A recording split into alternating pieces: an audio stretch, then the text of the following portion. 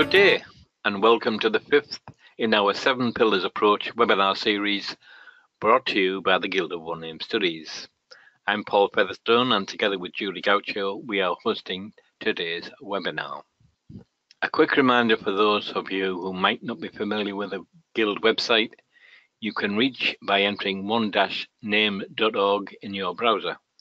Members and non-members alike can select events in the drop-down menu and then select webinar events. The webinar series 2018 has its own page. You can watch the short video introduction to our webinar series and read a bit about our plans for the year. On the right hand side of the page, you'll find a list of all the future webinars.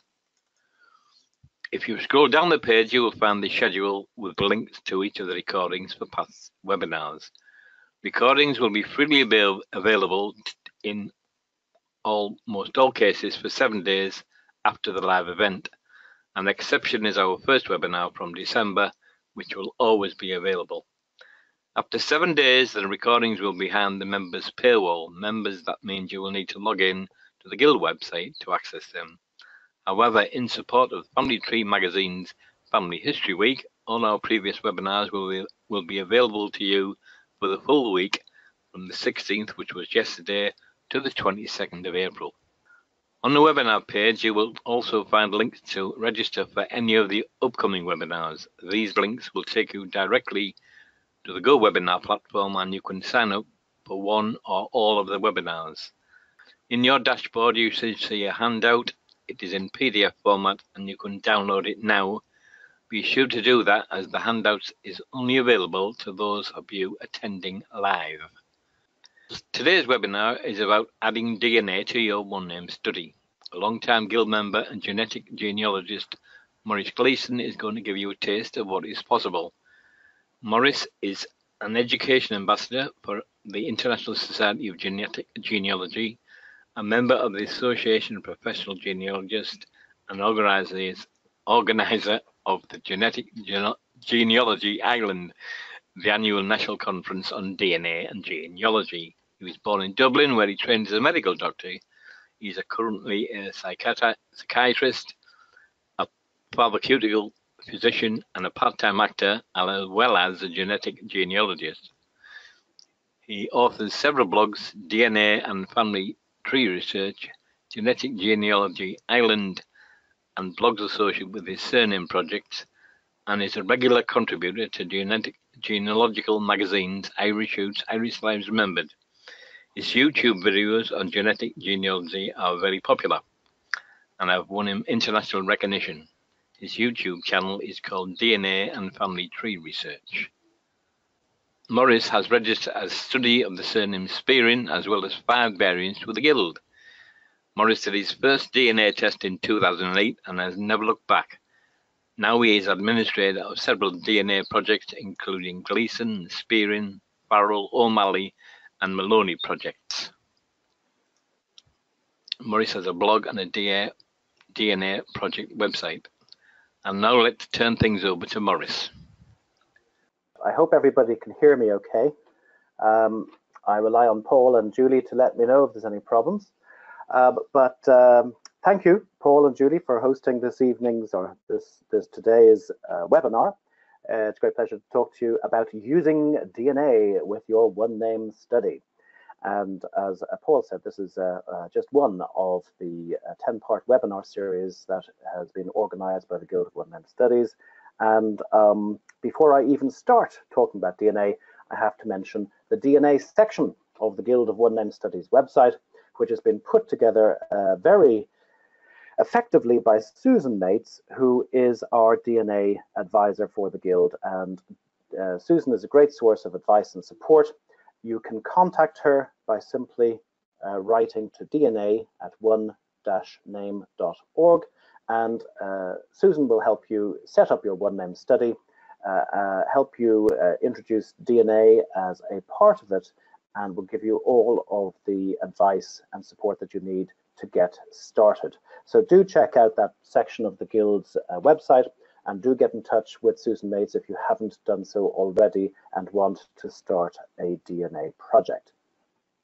Now, before we even start looking at DNA, the big question is, why should you use DNA in your one-name study?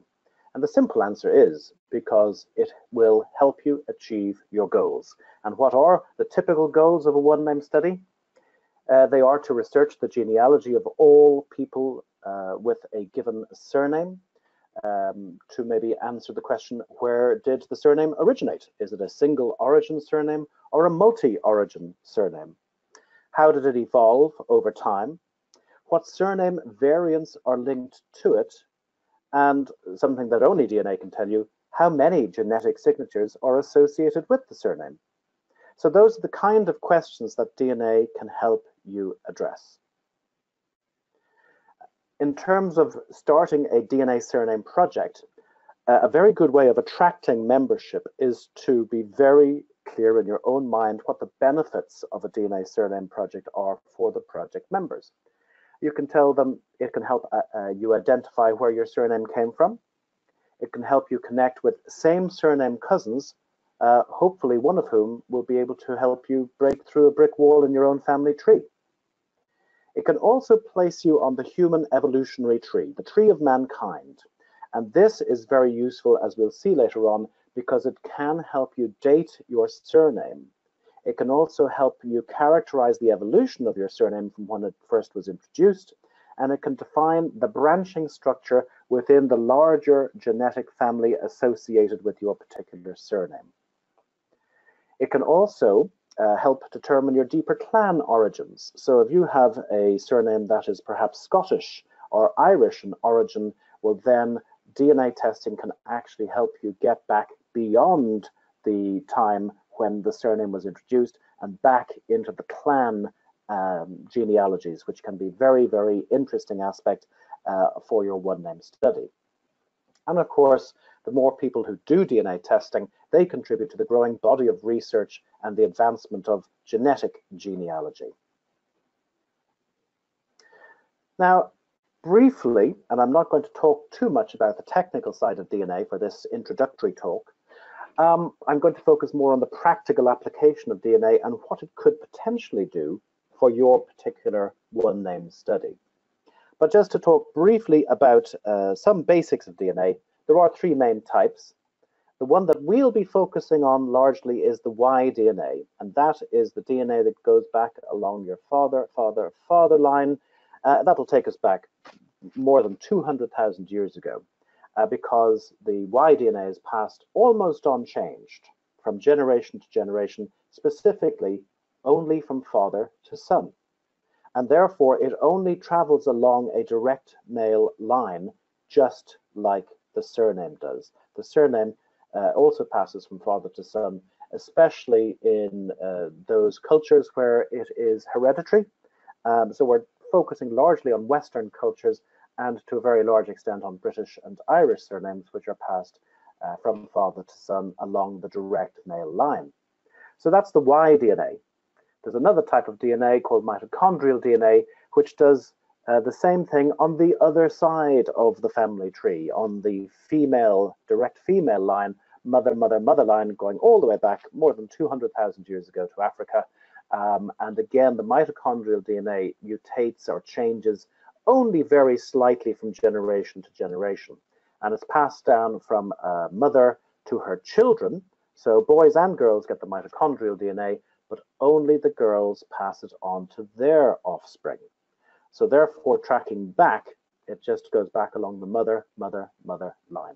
And that's mitochondrial DNA. We won't be talking about that today. It's a very limited value genealogically. It can be useful in some very specific situations, but it pales in comparison to, in terms of its utility, to Y DNA and autosomal DNA.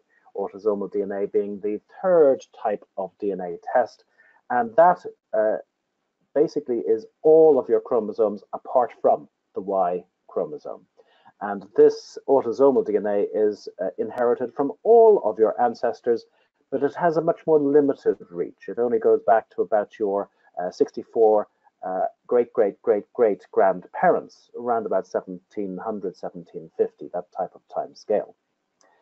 So those are the three main types, but like I said, we will be focusing largely on Y-DNA today and how it applies to surname projects. There are three types of, there's two types of Y-DNA test. The first is the STR marker test, and the other is the SNP marker test, the SNP marker test. And these are available from Family Tree DNA. The Guild has them available at discounted prices. The standard test to start off with for most people is going to be the Y37 test. So that is the test that most people will start with, and for many people, that's all they'll need to do. You won't need to upgrade to 67 markers or 111 markers. The 37 marker test may be completely sufficient and all that you need to do. But that's the starting test. The other type of test is the SNP marker test. There are two types of DNA marker, the STR marker and the SNP marker. They measure different things, and they both are complementary to each other. The SNP tests can either be a single SNP, so a single DNA marker, or it can be a pack of DNA markers, a SNP pack, which usually assesses about 140 specific SNP markers. Or you can go for the big one, the big Y test, and this is the next generation sequencing type of test, which came out about 5 or 6 years ago, and that assesses approximately 85,000 DNA markers. So it is an order of magnitude much more powerful than the single SNP or SNP pack tests. The only trouble is, of course, it costs about $575. So it is usually wise to wait until the Christmas sale or the summer sale, where it can come down in price to as low as $395. In the perfect world, I would like all of my project members to do the big Y test and the 111 marker STR test, but that would put them back somewhere in the realm of about $800. So it is a nice to have, and not every member of your project is going to be willing to fork out $800. But some people will. Some people are prepared to spend that type of money, and it can be very, very helpful if only a few people within each genetic group within your project do that test, because the other people who match them quite closely can piggyback on the results of that particular person, and then we can derive a lot of information about the genetic group if even just a few people within the group have done the test. And we'll take a little look at how that works in practice later on. Now, the other thing that Y-DNA is very useful for is the study of human migrations. We all started in Africa about 250,000 years ago, somewhere between Ethiopia and South Africa. And modern human beings, they moved around Africa for about 200,000 years ago or so, 200,000 years. And then about 50,000 years, the last exodus out of Africa took place, the last great exodus. About 5 or 6 had taken place before then, but the human beings that left Africa died off quite quickly and didn't get very far. They became extinct.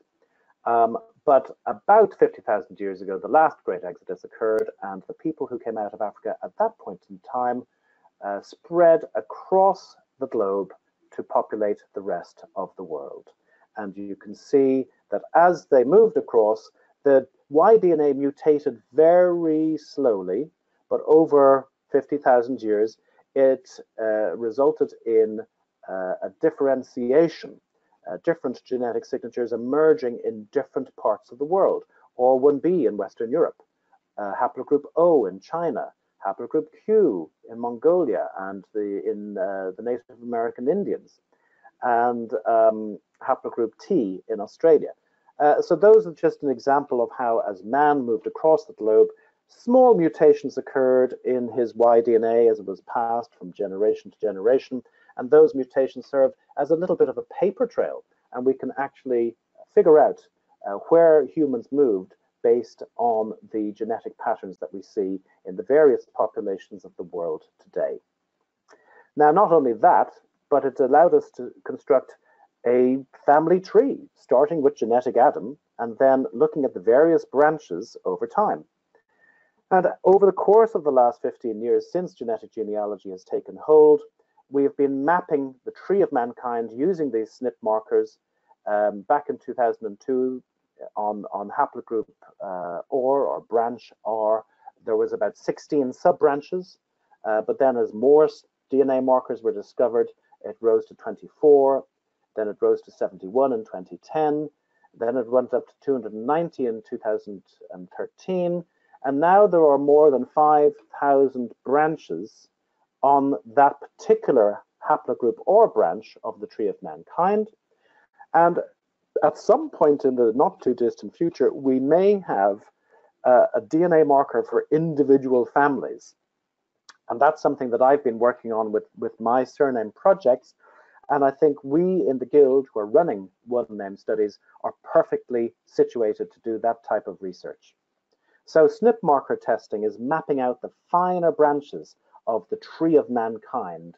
And it has reached the stage when, in fact, with my Gleeson DNA project, I've been able to bring this tree of mankind down into the surname era. And you'll see in this particular diagram that the Gleesons, the name originated around about this point here. All of these Gleesons go back to this one point. And it is around about, it says 490 there, but it's around about 1,000 years ago, which fits very well with what we know about the evolution and emergence of surnames in Western Europe. So you can see how the tree of mankind is now coming down to within the surname project itself, and these various branches of the Gleesons are distinctly separate. These red numbers here, 8 to 11, 14, 11 to 14, that's the number of generations back to that branching point. So DNA is actually showing us the branching structure of a particular genetic group in our one name study. And these are the Gleesons of North Tipperary. That's where there's always been a very high concentration of them. So these would be at least one of the original group of Gleesons. It possibly is a multi-origin surname. We can't be terribly sure at this point in time, but the majority of the Gleesons in the world today, certainly those who have an Irish origin, would belong to this particular group. And this group has been split into at least 6 branches, but as more big Y data comes in, more SNP data comes in, we're finding finer and finer branches of the tree of mankind as it relates to the Gleesons of North Tipperary. So that's the kind of exciting things that you can do with your one name study and the DNA side of things. This particular family tree is very, very useful because it helps characterize the evolution. It tells you when the branching points are likely to have occurred, and that can also have a very important impact on when you come to looking at variants of the name. So, for example, some of the Gleesons in this particular family tree diagram were in fact Clesson, C-L-E-S-S-O-N, Clesson. Others were Clayson, C-L-A-Y-S-O-N, and others were Glisson, G-L-I-S-S-O-N. Surname variants that you would not normally associate with the surname Gleeson, but these particular ones, all 3 of these variants, were evolved in America. So when people went to America, the surnames changed. And this is a very nice example of how the DNA can actually identify that a Clayson or a Clesson or a Glisson are in fact originally Gleesons. All of this will be automated eventually, and Dave Vance has introduced the SAP program, and you can find it here on jdvtools.com. And it's a very elegant program that he is refining all of the time, and eventually we will be able to automate this tree building for each genetic group within our one name studies and within our DNA projects. The other exciting aspect of building this tree of mankind and using SNP markers to find where your surname group sits on the tree of mankind is that a lot of the branches on the tree are associated with specific geographic areas. So for example, SNP marker Z253 is associated largely with Southwest Ireland. Not only that, it's associated with certain surnames. And those surnames are associated with the ancient genealogies in the historical texts.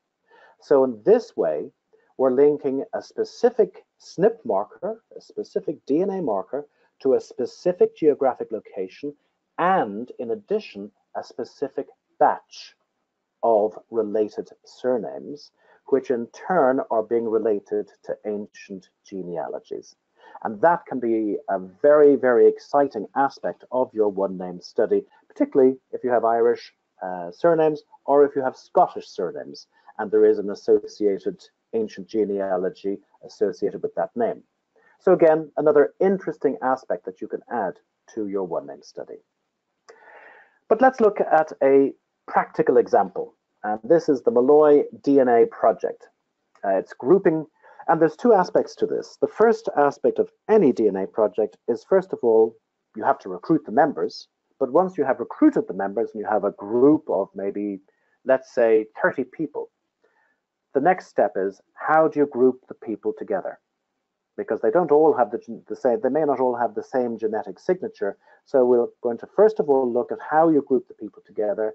And then, of course, once you have segregated your people into different genetic groups, each with a unique genetic signature, the next step is, how do you analyze these results?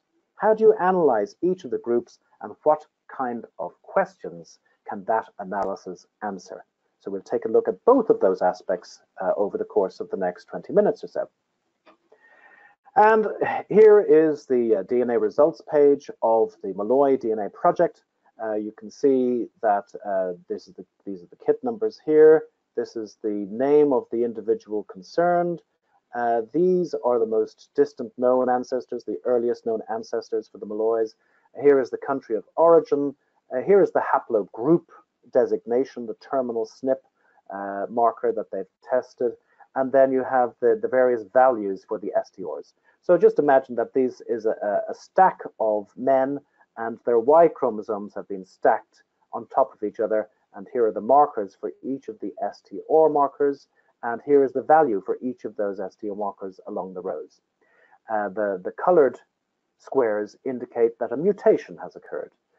If there's no difference in the colors, then it means that they're identical. So here we have a column of 11s, 11, 11, 11, 11 in the first genetic group. And it just indicates that if there's no colored box rather, then all of the values are exactly the same. So the color indicates where a mutation has occurred. And this may occur once every 3 or 4 generations in one marker, maybe occur every 10 to 20 generations in another marker. The various markers mutate at different rates. We can see that group 1, there's various groups, group 1, group 2, group 3, and so on. And I've also indicated here the people who have done the Big Y test. And you can see that in group 4, practically everybody has done a Big Y test. So this has been a very interesting project to analyze, because so many people have actually undertaken downstream SNP testing with the Big Y. Now, where they come from, well, group 1, you can see the country of origin. There's 2 people from Ireland, so that's probably Ireland. Group 2 Malloys, again, all 3 of them come from Ireland, so that's probably Ireland. Where? We're not sure at this stage. Group 3, possibly Ireland as well. Their haplogroup designation is M222. That's their SNP marker, and that is a well-known Irish SNP marker. It's associated with Niall of the 9 Hostages. Group 4 is definitely from Ireland. Everybody says that their earliest known ancestor came from Ireland, but there's a couple of people in here, Offaly. They could very well be from County Offaly. And that just points to the importance of actually having the birth location of your earliest known ancestor included in your profile on family tree DNA. And as project administrator, one of my major roles is to try and convince people to include the birth location. A lot of people don't. They just put the birth year, And from the point of view of finding out where a genetic group originated, that doesn't really help. The birth location is what we need, and I have to emphasize that again and again and again with my project members. On to group number 5, and here we see Northern Ireland, Scotland, Northern Ireland, Scotland, Scotland. So it possibly is a Scots-Irish. It may very well be a Scots-Irish group, and we're going to look at that in particular. And then there is group number 6, which again, Ireland, Ireland, Ireland, probably an Ireland group, probably. So the other thing that we notice is that not all of these people are Malloys. We have Gamsby, Dempsey, Callahan, McSparran, Purcell, Macmillan. So it raises the question, why are these different surnames occurring? And the answer is there's possibly been a surname or DNA switch at some point in time, or it is a pre-surname relative before 1000 AD, or it could be due to convergence. We'll talk a little bit about that. And these are, in essence, false matches. They are matches, but they're misleading. The common ancestor is, in fact, thousands of years ago rather than hundreds of years ago. So that's why there will be some non-Malloy surnames occurring that are genetic matches to these various groups. The other group within the project is the ungrouped. And the ungrouped consist of, again, a variety of different Malloys. But why don't they have any match? Well, it's either because some of these represent a very rare branch of the family. So rare, in fact, that the person is the only person from that branch to have tested. And if they're the only person from that branch to have tested, then there won't be any match within the database. And so they will be singletons. They will be alone on their own particular branch of the tree of mankind, waiting for somebody with the same genetic signature to come along to do the DNA test, to get entered into the database, and then they will be a match to that person. The other possibility is that there has been a surname or DNA switch, such as an adoption, an illegitimacy. We'll look at a couple of the causes of that, but those are the two major explanations for why people end up in the ungrouped portion of the DNA project.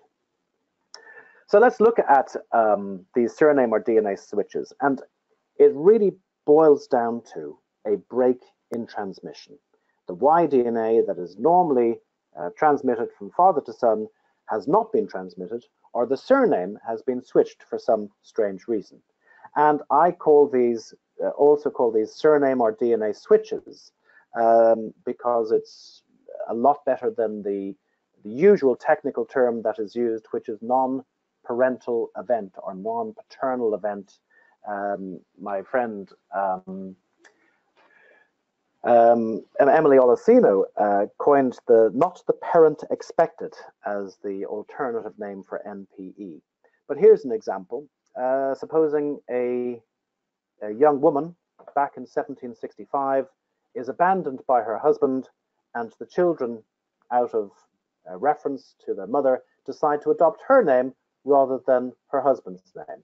In that case, the husband's Y DNA passes down along the direct male line, but the mother's surname passes down along the direct male line. So this is an example of a surname switch. And the type of situation would be the father abandons the family, or if there's been an illegitimacy. A single mother gives birth to a baby, and the baby takes the mother's surname rather than the surname of the unknown father. And then the mother's surname that gets passed down along the direct male line. So that would be an example of an illegitimacy causing this surname switch along this line. Here's an example of a DNA switch. So for example, an interloper from outside of the family, maybe because the wife is having an extramarital affair, he introduces foreign Y DNA into the direct male line, and that gets passed down along the direct male line to the descendants of this particular interloper. This is where it gets the name non-paternity event, non-parental event, not the parent expected. And examples would be, again, adoption.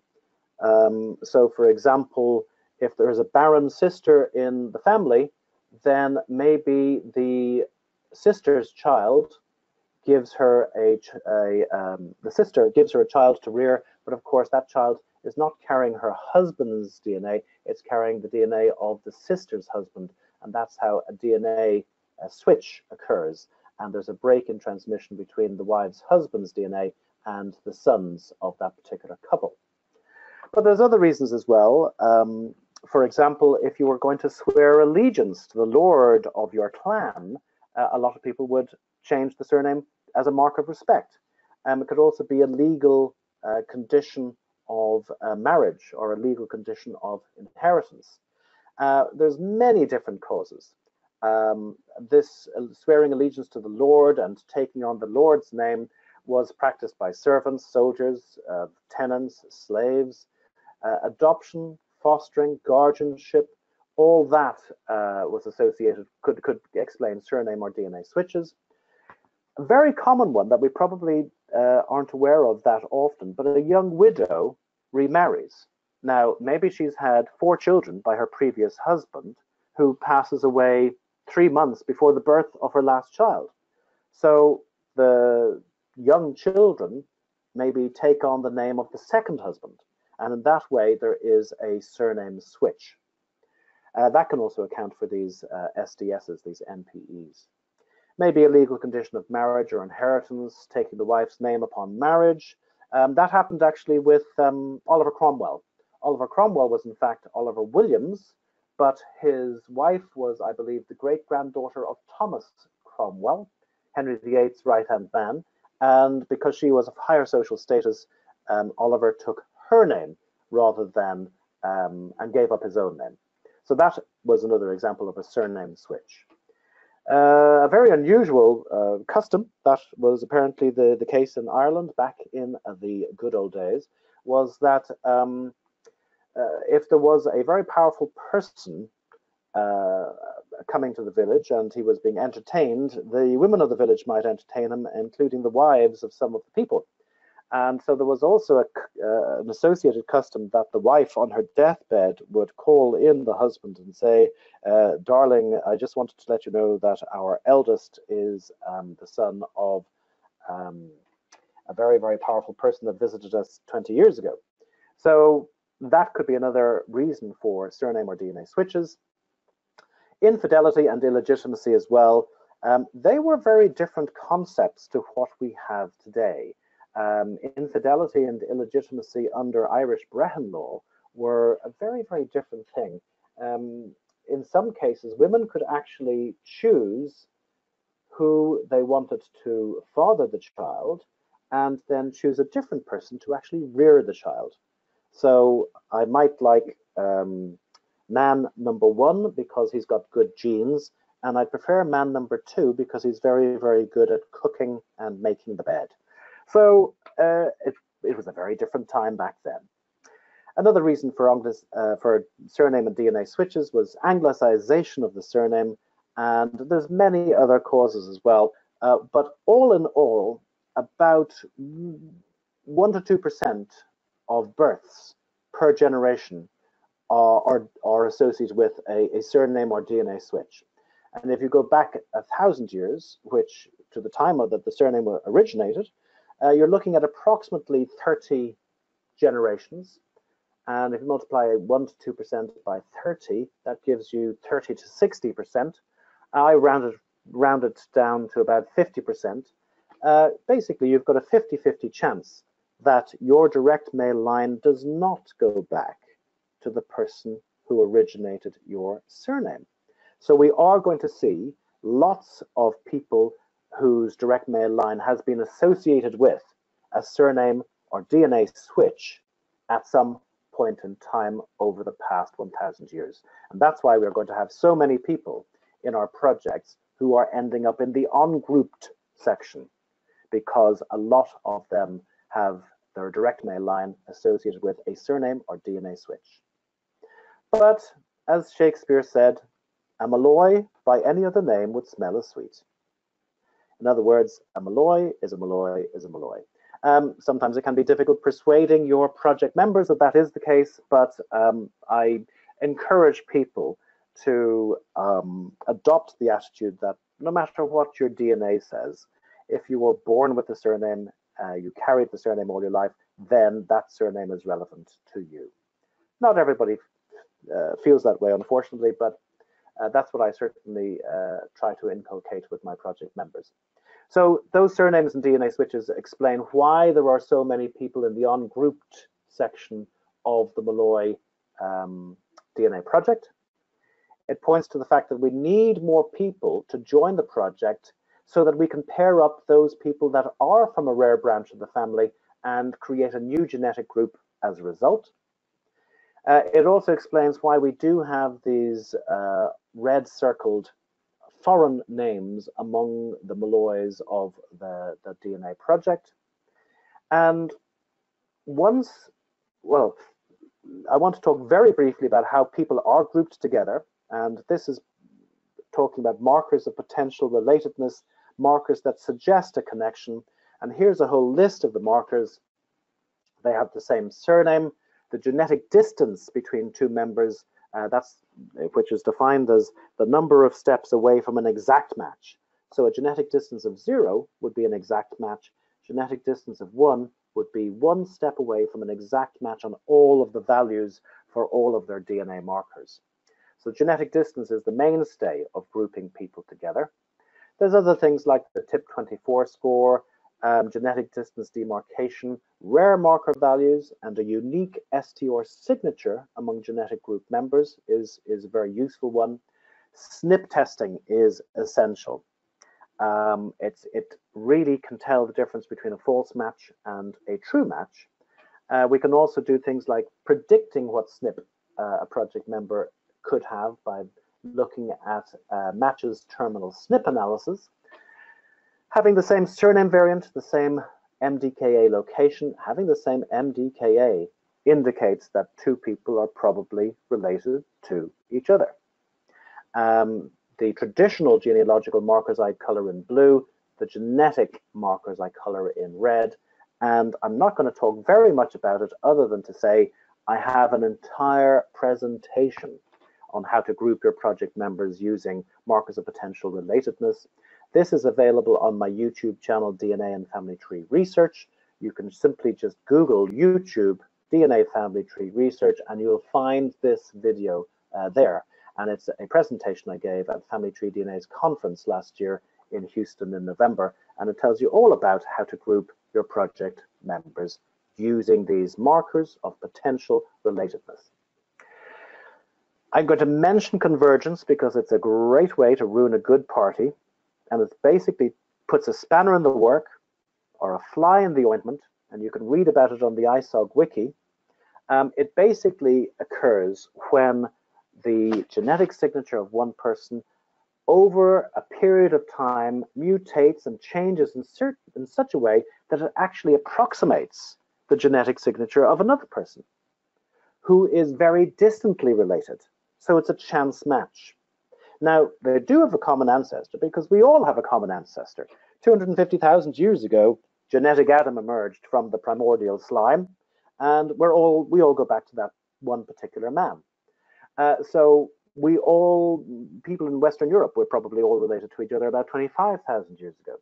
So the problem with convergence is you might think you're a close match going back with a common ancestor in 1800 or 1700, when in fact, the common ancestor is 2,000 years ago. So this is a major problem because it is not obvious from looking at two matches whether it's a false match or a true match. And the only real way to overcome this is to do SNP testing. And SNP testing establishes what we call the terminal SNP, or rather the current most downstream SNP. It takes you downstream from genetic Adam all the way down. Downstream is more towards the present day, away from genetic Adam. And the most downstream SNP is the finest branch that one has been able to identify through DNA testing thus far. That's what's meant by the current most downstream SNP. And we want to come as far downstream as we possibly can, downstream into our DNA project, into our genetic groups, bring the tree of mankind right down to the present day virtually, and certainly within the genealogical time frame, the time of surnames, within the last 1,000 years. SNP testing also helps confirm the correct placement of an individual in a specific genetic cluster. And that can be very, very useful when you have this problem with convergence, where you're not sure if it's a false match or a true match. And it happens especially with, for example, M222, the DNA signature of Nile of the 9 hostages. A lot of people who are M222 positive will actually be very distantly related.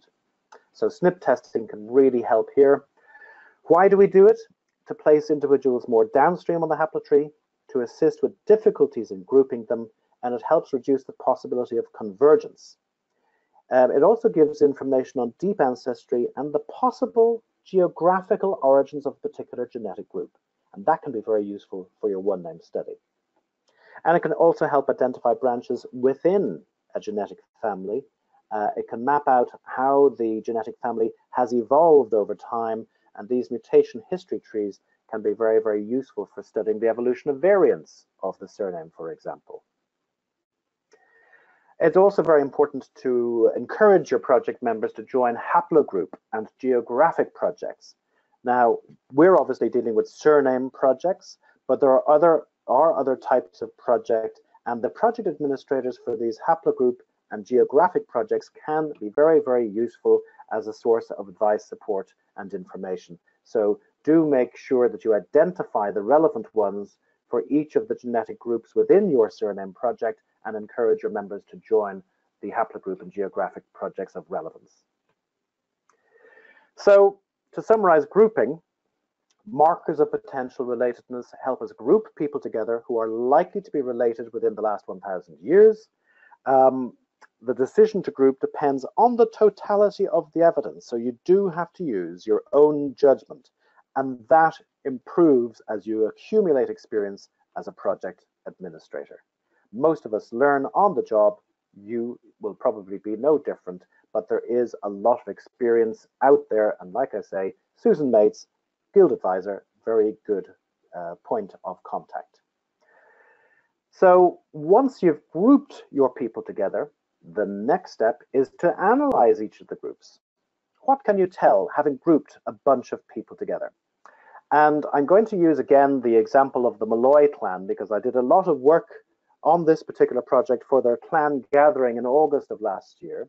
And this is a video, a DNA video in itself on my same YouTube channel, DNA and Family Tree Research. So if you want to see the whole video, then please go and search for that. But we've seen this before. These are the various groups in the Malloy project. I'm just going to focus on group 5. So if we look at the kind of questions you could ask of group 5, you could ask, how old is the group? So where is the group from? Does the DNA tell us anything about where the surname originated? Is there any evidence of a surname or DNA switch within the group? Is there any evidence of chance matches due to convergence within the group? And where do they sit on the tree of mankind? And does that tell us anything about who are the nearest genetic neighbors? Does it give any clues to their origins? Does it fit with what is written in the ancient annals about related surnames? And what is the branching structure within the group? How has the group evolved over time? These are the kind of questions we can ask of the genetic groups, each genetic group within our DNA project. So let's look at group 5 of the Malloy project as an example. So here we have group 5, the kit number, the various names, the earliest known ancestors, the country of origin, and the haplogroup, and the terminal SNP associated with their SNP testing. So where are they from? Well, Northern Ireland, Scotland, Northern Ireland, Scotland, Scotland. They seem to be Scots-Irish.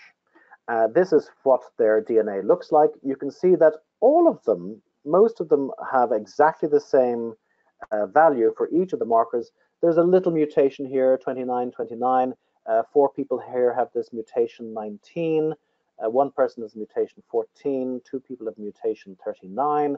But by and large, this is a group of people that has a very, very similar genetic signature. They seem to be Scots-Irish in origin. How long have they carried the name? Well, if you look at the pedigrees and the earliest known ancestor, the earliest time here is 1680. So this group is at least, well, it goes back to at least 1680, just looking at the genealogies. But if you look at the TIP report, which is a particular tool that Family Tree DNA have, and if you look at the 2 most distantly related people within this group, it estimates that the common ancestor was about 12 generations ago, which is around about 1600, round about 1600, which is kind of consistent with 1680. But these are different ways of calculating how old the group is and how long this particular group of 7 or 8 people have actually carried their particular genetic signature. Is there any evidence of a surname or DNA switch? Well, absolutely. We have, it's not just Malloys, it's MacSparran, Purcell, MacSparran, Purcell, Macmillan. There's at least 3 different surnames there. So there has been some sort of surname or DNA switch somewhere along the way. Where do they sit on the tree of mankind? Well, 4 of them have done big Y testing, and they come back testing positive for BY21596. So you can see that there. So let's look at where that is on the tree of mankind and see if that tells us anything about their nearest genetic neighbors and gives us any further clues to their origin and what are the next steps. So this is the big tree, Alex Williamson's big tree, and this is the particular portion of the tree that is illustrates BY21596, which is the downstream terminal SNP that this particular group have. And you can see that here they are here, Malloy, Purcell, MacSparran, Purcell. Their nearest genetic neighbor is somebody from Ireland called Linton, and the SNP progression, which is the list or sequence of DNA markers that characterize each branching point in the tree of mankind until you get down to the branch on which group 5 sits. That is the SNP progression that we see there. Now, these particular group of people in group 5 were encouraged to join this particular haplogroup project, SOY2627, and it's run by those people there. This is the group that they belong to within the haplogroup project. Again, we recognize these names: MacSparran, Purcell, Macmillan, Malloy. Nothing new there. But when we look at surname distribution maps for Purcell and Macmillan, and I'm using John Grenham's one here. This is based on Griffith's valuation of Ireland in the mid-1800s. You can see that Purcell is fairly ubiquitous in southern Ireland. However, Macmillan is quite nicely concentrated in Antrim. And that, again, would be in keeping with a Scots-Irish origin for this surname. Now, the other website that I use for surname distribution maps would be forebears.co.uk. Here's the Purcell name. Again, Southern Ireland, fairly patchily spread throughout England. There's also a concentration in lowland Scotland. If we change to Macmillan, again, we're getting a much more Scots-Irish feel with Macmillan. If we look at MacSparran, it's virtually exclusively Scots-Irish. And again, lowland Scots and the northernmost counties in Ireland. Let's look at a few more. MacSparran, a variant of MacSparran, and again you're seeing Scots-Irish. If we look at MacSporran, again exclusively lowland Scots. So there's another, yes, Malloy. Malloy is a well-known Irish name, Malloy, but there's also this hint in Scotland and also some occurring in England. If we look at another Malloy variant, namely Melloy, then we're seeing lowland Scots, Northern Irish, some bits in England as well. If we look at Milloy, Milloy, we're seeing virtually exclusively Scotland, Lowland Scots. So this suggests that the Malloys of group 5, in fact, are probably not Irish, but they're probably Scots in origin, and they would represent a Scots-Irish surname. The other thing to note is that the actual derivation of the surname MacSporran, a sporran is a purse, and of course we're seeing Purcell. And one of the members in this group has documentary evidence of how one particular family in his genealogy started off, the first 3 children were MacSporran, the next 3 children were Purcell, and it was the same husband and wife. So what we're seeing is that MacSporran has been anglicized to Purcell. And this is not something that would perhaps have been immediately obvious to you unless you actually went into these surname dictionaries, unless you actually had documentary evidence from a family showing that 6 children in the family, 3 of them were born MacSporran, but the latter 3 were born Purcell. The Macmillan name is particularly interesting because this chap is an African American. So there obviously has been some sort of surname or DNA switch along his direct male line, and this particular African American was probably one of his ancestors was fathered by a Macmillan, and that is why we're seeing an association between the Macmillans and the Purcells and the MacSporrans. So coming back to what kind of questions you could ask and how you can address them. How old is the group? For this, we would rely on certainly the pedigrees, the genealogy, but the genealogy doesn't usually go back 1,000 years, so the pedigrees are very limited. The TIP tool, the TIP report that Family Tree DNA supplies, is of limited value. It's probably okay in the first couple of generations, maybe 5 to 10 generations. Beyond 10 generations, I think it gets much more inaccurate as time goes on. And it's just the nature of the beast. Time to most recent common ancestor estimates will always be, they'll be accurate from a statistical point of view, but they will be genealogically inexact because there is a huge range around each of these estimates, usually about 300 years, 200, 300, 400 years. So if the TIP report comes back and says, oh yes, the common ancestor probably lived around about 1600, it then adds plus or minus 300 years. So that gives you anywhere from 1300 to 1900. So it's not the most accurate or not the most exact of tools from a genealogical standpoint. Dating how old the group is using SNP data can be quite useful, but again, you're dealing with a limited number of data. I think currently the SAP program, Dave Vance's SAP program that we used to generate mutation history trees, that is probably the best way of dating the branching points within the genetic, within the family tree for your genetic group, the mutation history tree. Where is the group from? Again, the birth location is the most essential piece of information that your project members can supply. Some people can supply old world pedigrees. They can be very, very useful, but again, they may not go back more than 200 or 300 years. Nearest neighbor analysis using your SNP data and placing people or a genetic group on the tree of mankind, that can be quite useful, but it is not the most exact way of estimating where a particular group is from. Is there any evidence of a surname or DNA switch? This can be assessed by simply looking at the surnames within a group, but then you're left with the problem. Which came first? Was it the Malloy chicken or the MacSporran egg?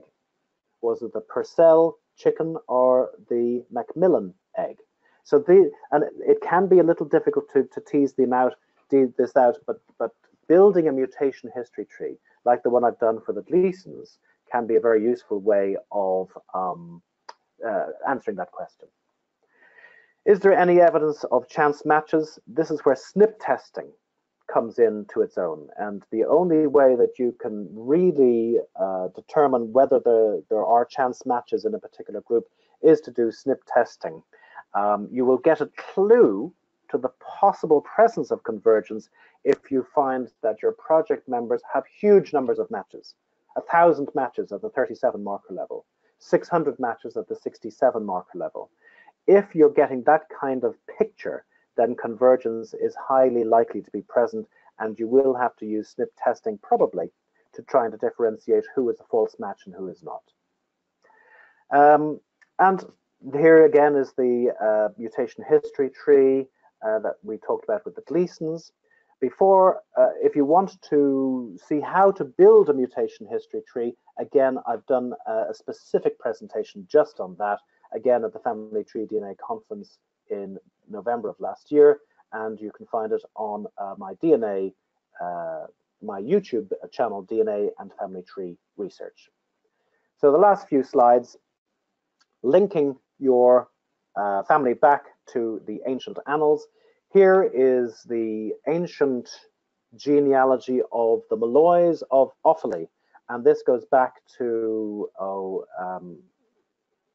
show you that in a second actually, but it also tells you that Uchi was the ancestor of Malloy. He was descended from Niall of the 9 hostages, so you can therefore expect to have the genetic signature of Niall of the 9 hostages in this particular line. It tells you that various descendants then split off and formed other surnames like McGagan, Higgins, Dooner, Donaher, and going down through the genealogy, you find that Finnegan comes out again. Some Malloys went off to the west of Ireland and to Connacht. And then we have a date here, which allows you to then date the other ones crudely, allowing 30 years per generation.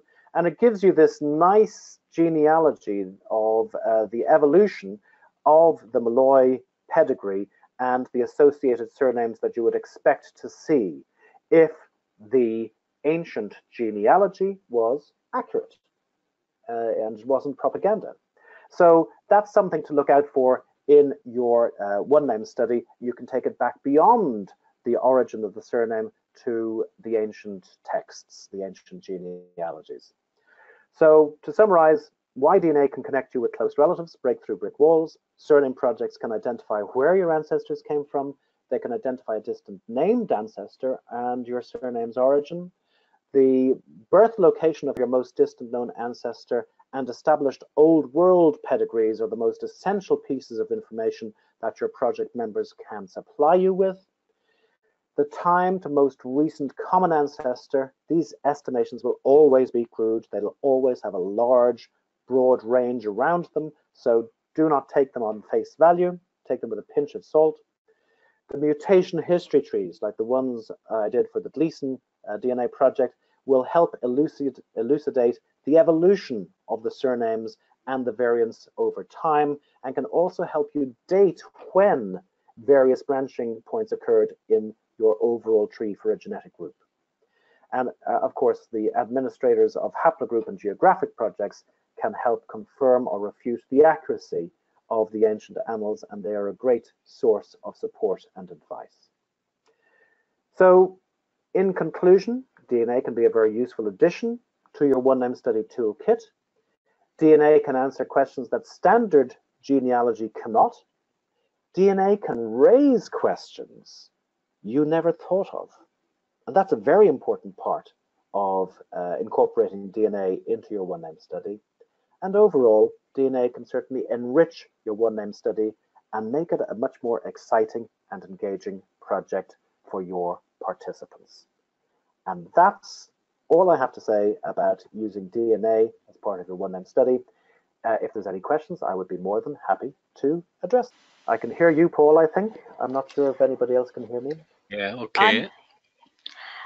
Okay, hi. So we've had the main question hasn't been necessarily about the DNA talk, which has been great, Maurice.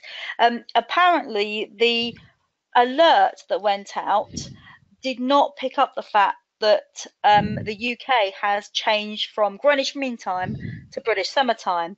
So Oh people no. think we started an hour early, and of course we haven't. So what I will be doing is making sure the recording is up tomorrow. The recording will be available for the week, along with all the other recordings, as Paul mentioned at the top of the hour. And the handout for those people who have not downloaded it already is on the side. And in order to do it, you just need to click the link where it says PDF and it will download. I'm sorry about that, folks, that we've had this issue with the timing, and I don't quite understand why, because it should have automatically have adjusted. I'm afraid there's nothing really we can do. But apart from that, there has actually been no other questions. What I will say, Maurice, is can we, if we get questions after the event, so in the next few days, as the recording hits the website and people Sure. start watching it, perhaps we can come back to you with any questions, and then we can relay the details to the people that are listening or have listened, and then and perhaps put them up on the Guild website. We'll also make the announcement that the recording is up on the website, on the Guild General News tab, and on the Facebook page, which is a public page, and again into the Facebook Guild members group. Lots of people have commented that they've really enjoyed it, but of course this hour has been quite disruptive, and we haven't realised that. But the fact that we had so many people sign up for the event, I think, just speaks to the popularity of DNA, especially in lines with a one-name study. And to, I suspect, the speaker, because I could listen to you talk about paint dry, Maurice. So um, so I think that's been really good. If anyone does have any questions before we kind of close out for the hour, please just pop them in now, and then we can quickly grab them. Anything else that you wanted to say, Maurice, while we have an opportunity? No, just thanks very much to you and Paul for organising the webinar and the entire series as well. And I know Susan Mace has done a great job on the DNA section of the Guild website, so I would encourage everybody to check that out. And if you are somebody who is just thinking of starting a one-name study, then please involve Susan at a very early point in time, because she loves it when she is helping you start from scratch. Yeah. So those are the other things I would say. And if there are questions at some point in the next couple of days or so, then I will be more than happy to address them through whatever medium best suits. Great. One question has just come in from Wesley, and I'll just read what he's put. Are STRs only useful for recent generations and the SNPs for pre-documentation era? Well, the answer is a little bit of both, actually, because there is a large amount of overlap between the STRs and the SNP markers. Now, the SNP markers do help. For example, in my Gleeson surname project, and I can even go back to a previous slide in that regard, and that's it there, yes. So I don't know if you can see. Yes, I'll show my screen. Thanks, Paul.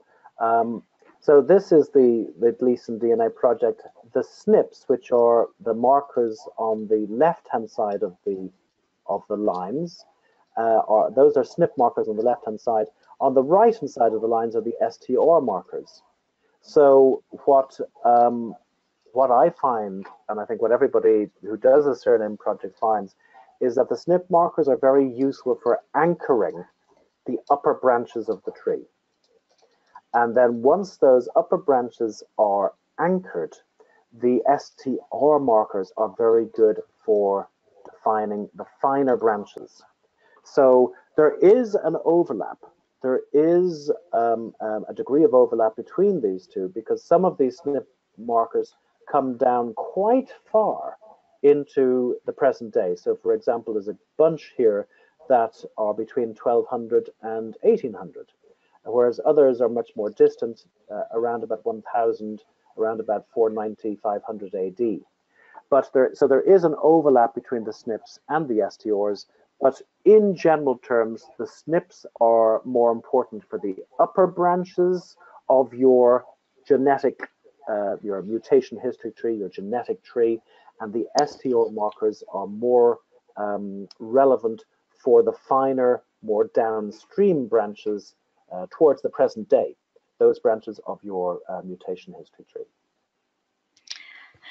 Thank you. And one other question that's come in is, any thoughts about Family Tree DNA's 500 STR plan? I think this is a dream come true in many ways. Certainly, when you look into the future of surname DNA projects, this is the way forward. I said at the beginning that in the ideal world, I would love all of my project members to do the big Y test, so they have all of these downstream SNPs, and also the 111 marker STR panel. With the big Y 500, they will have 500 STR markers, not just 111, but 500. And that will give you a degree of granularity that is much greater than what we currently have. The only problem is, to be really useful, everybody has to do it. And I don't see the big Y test coming down in price considerably for the next couple of years. So you're still looking at an outlay of about $400 per person.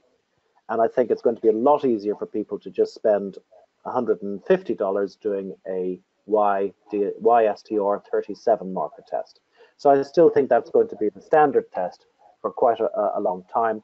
But certainly the big Y 500 is a very exciting innovation, and I hope that they come out with that in the very near future.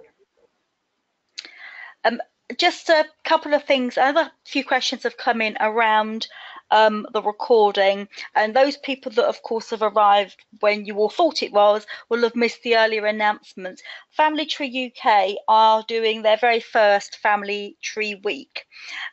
We've therefore opened up all our webinars for the public for the whole duration of this week, well, from yesterday until Sunday. Maurice's webinar from today will be up until next week.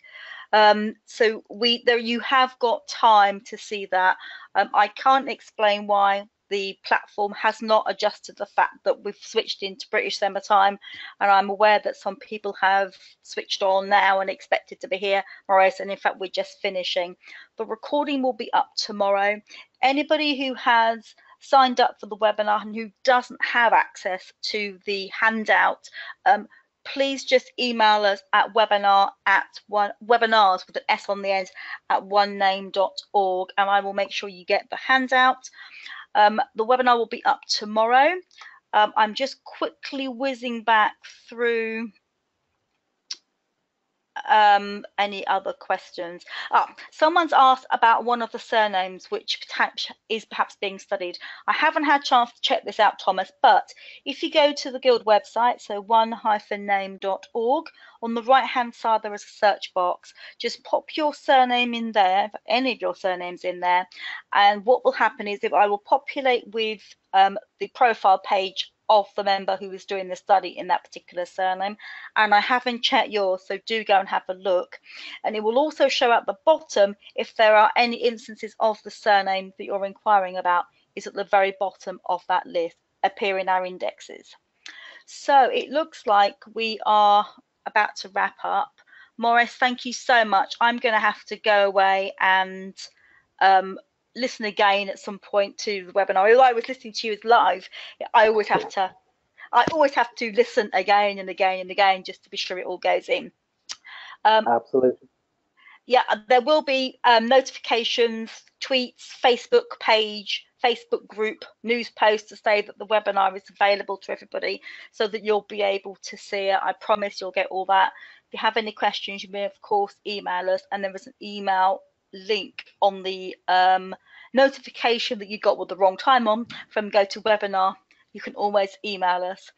Was there anything else? I'm hoping I haven't missed any questions. If anyone does think of any questions in the meantime, please just email us and we will get them to Maurice, who I'm sure will give us a very comprehensive answer, and then we will relay the answers back to you. And other than that, I think we are about ready to wrap up. Maurice, thank you so much. You've been a real pleasure to listen to for the Thank hour. you, And Julie. Thank you, Paul. and maybe you'll come back and do another one for us next year. Who knows? DNA is not going to go away anywhere. It's not, is it? Great. Thanks, everybody, for listening, and talk to you soon. Thank you, everyone. Bye-bye for now. Bye.